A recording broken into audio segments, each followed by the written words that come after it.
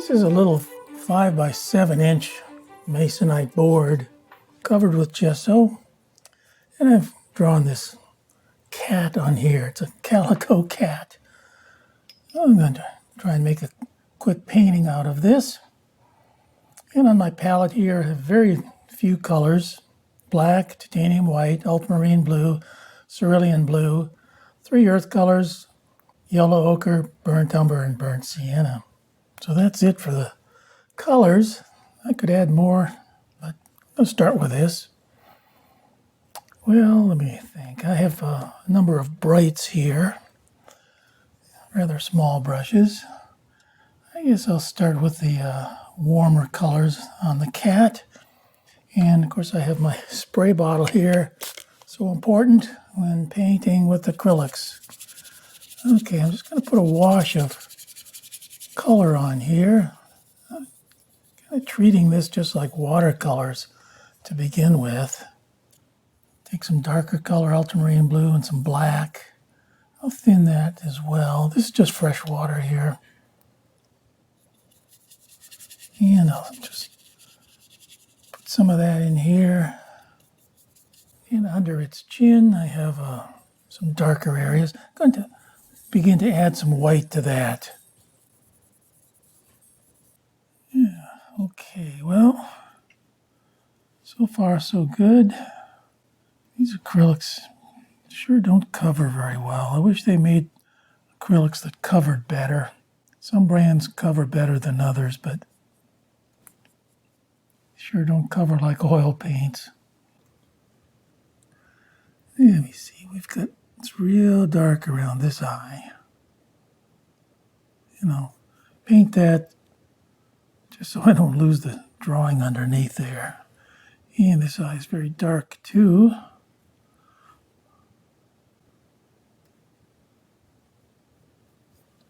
There. Now this cat's eyes appear kind of green to me.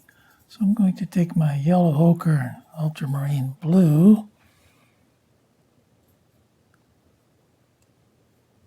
and I'll put that first coat in there of that green color. Okay. We need one more color, and that is alizarin crimson. Don't need much of it for this small painting, but the cat's nose is very pink.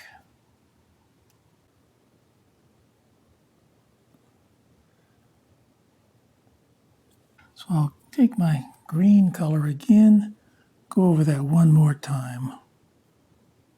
There, now it's totally flat. Before I could see through that because it didn't cover.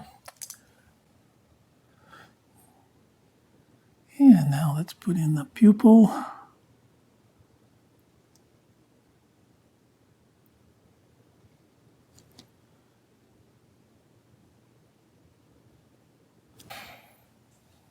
Now for the all-important highlight.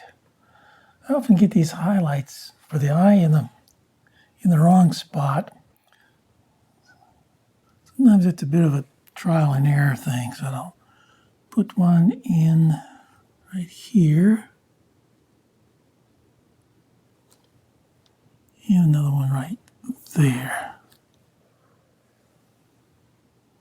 I think that's maybe about the right spot, so I'll make it slightly larger. When I flip the hairs of the animal out, I just hold my brush parallel, or at right angles I should say, to the board and just flip it that way or this way. And my hand is in the way here, but I'll try and move my hand out of the way for a minute. So my hand isn't parallel now, it's at an angle, but you can see how I'm trying to flip that out.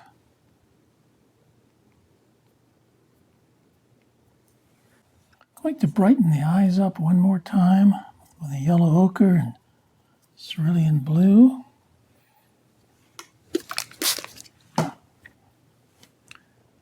They just seem too dark.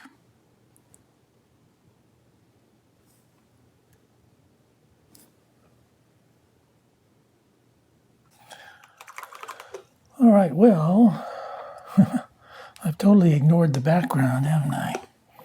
Let me think here. Maybe cerulean blue. Maybe a green might be okay.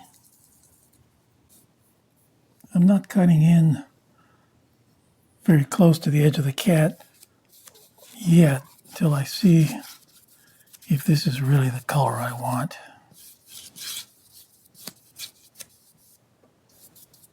And this is going to take several coats because, as you can see right here, this is just not covering. So I'll have to go over that a number of times. So now that I've decided on that color, I can cut in close to the edge of the ears and so on. All right, I'm going to mix up more of my green. And I'll just lay that on very thick. Hopefully 2 applications of that background will do it. I hope, maybe not. I think I'll have to have one more application of that. I'm not happy with those eyes yet. I think I'll make the pupils rounder. That way it won't look quite so startled. I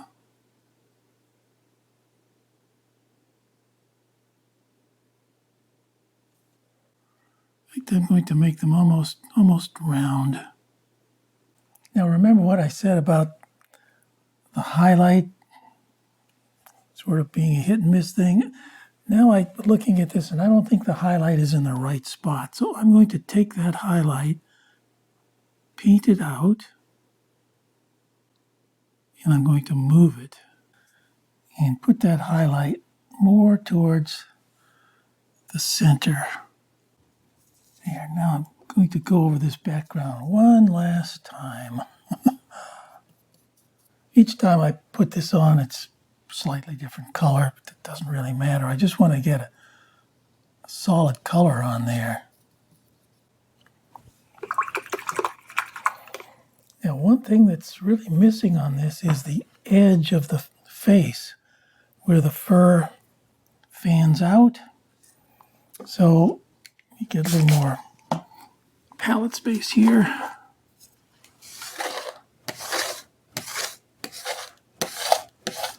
I'll take my white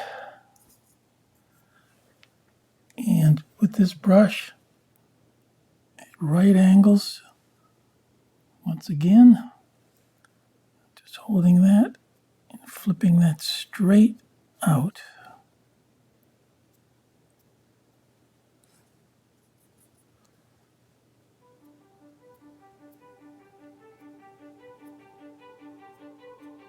Right around the ear, it's going to make that pure white.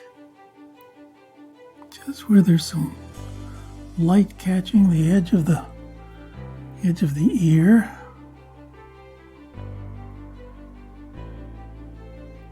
Now let's try those highlights again. Right here and there. That's better.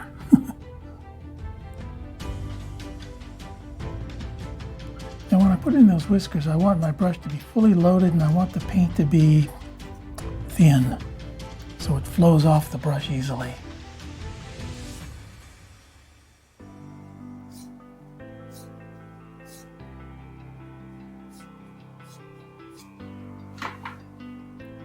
Load it up, I twirl my brush like that, that gives it a point.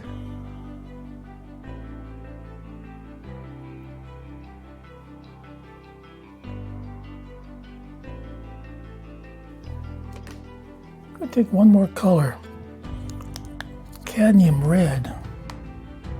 It's a real bright red. add more color right on the top of the ear.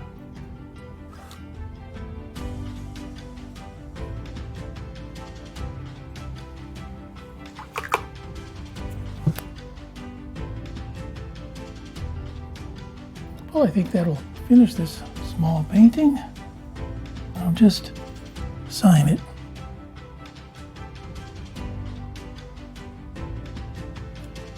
All right, thanks for watching.